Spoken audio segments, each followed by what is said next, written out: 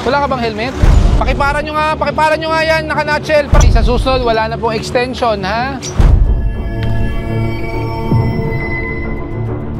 Hi everyone! May mga kababayan tayong nag-iiwan ng motor at naglalagay ng tent sa bangketa. Sa video na ito ay tingnan natin ang ilang mga Pilipino na nag-iiwan ng motor at gamit sa bangketa. Panoorin natin ang video na ito. It's 9:30 in the morning. Nandito po tayo sa lungsod ng Maynila. Kasama po natin of course ang lokal na pamahalaan ng MTPB. Andito po ang kapulisan. Nagtutulong-tulong po tayo sa paglilinis ng mga lugar dito sa Kamaynilaan. So ngayon, first stop po natin, nandito po tayo sa Padre Faura. So isa sa mga areas na kung saan binalikan na lang po natin ito.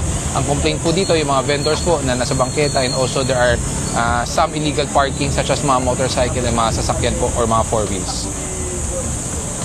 May mga rider na basta na lang iniiwan ng motor sa bangketa kahit wala naman ang driver. Tow truck nga, may tow truck, mga motor na sa bangketa. Ano ba, Victor? Ano?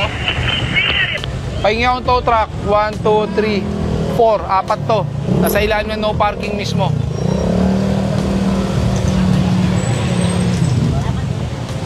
Sa kanila ba? Nasaan yung mga tao? Kaya pa namin siya pinapaalas eh.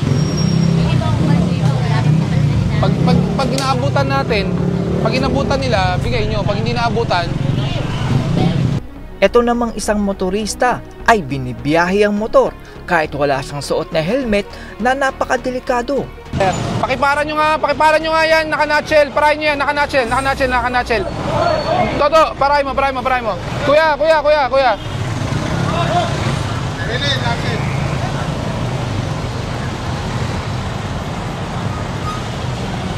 Boss, yung helmet mo. Ha? Sa Paura, i-deliver lang Shopee mo. Electric ba to? Hindi. Dapat ano? Wala ka bang helmet? Meron ako helmet sir kung sa may kabilang area sir. Meron ko lang ito dito sa Paura sir. Para lang mag-deliver ng Shopee. Pera muna ng lisensya, ha? Kasi nakita mo na kami nag-ooperate. Dapat di ka muna lumabas. Ikaw talaga.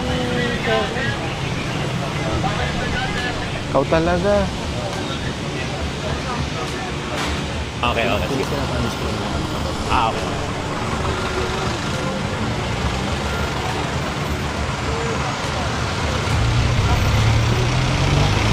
Pakinggan naman natin si Sir Gabriel Go dahil ang isang parte ng Mabuhay Lane ay kanilang binalikan dahil sa complaint.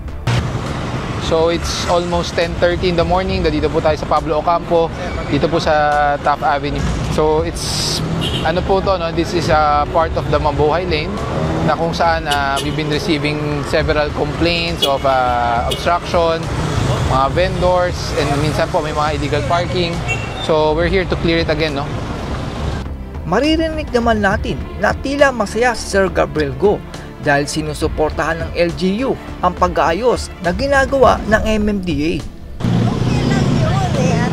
Kunin nyo na yung mga yan. Kunin nyo na. Sige po. Sakay nyo na. O, diba? Malinis.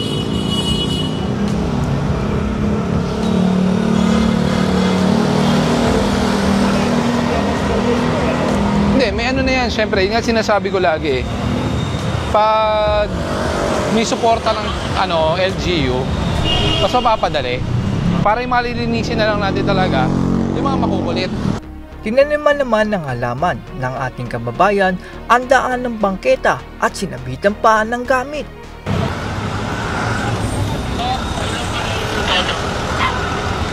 Tanggalin nyo na. Ilang beses na rin naman.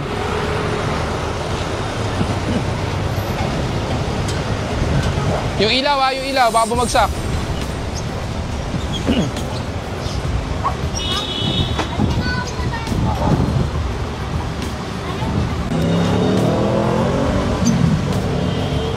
So, narito naman po tayo sa Arellano Street.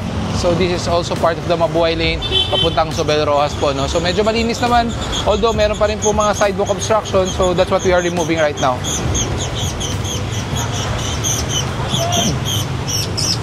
Sa susunod, wala na pong extension, ha?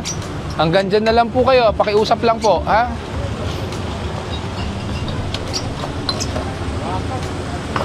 Kaya mo hugutin. Nakabaon eh. Hayaan mo na. Hayaan mo na, nakabaon.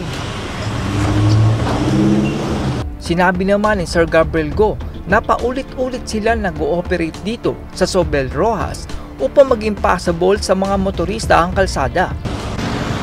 Past 10:30, nandito naman po tayo sa Zobel Rojas. So alam naman po natin, paulit-ulit natin ino-operate to. Unang-una, mabuhay lane po to, and syempre, part of our intensified, consistent efforts to clear the roads of mga obstruction and lalo na po mga sidewalks po natin. May L300 naman na iniwan lang sa tabi ng kalsada na nakaharang sa mga motorista.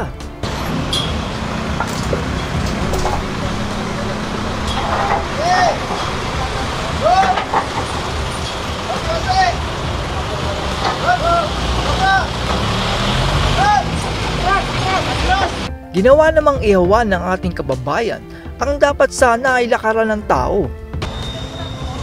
Skog, kunin nyo yung tungtungan sa kapayong. Kunin nyo lang iniihaw. Pag mo na kukunin, pati yung lamesa. Sana nilagay nyo doon para wala tayong pag-uusapan, di ba?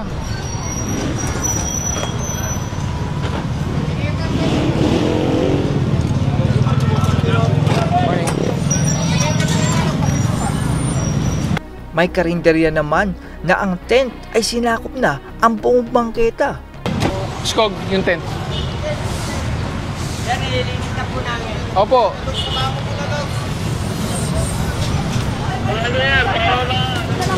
Tanggalin nyo. Pwede sila yan, sir. Pwede sila.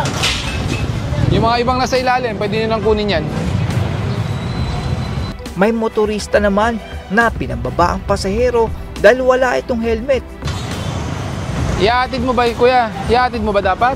Po? Ihahatid mo dapat yung bata? Po? Ihahatid mo dapat yung bata? Opo, kasi kukunin ko pa yung helmet dito, sir. So wala siyang helmet? Oo. Yan.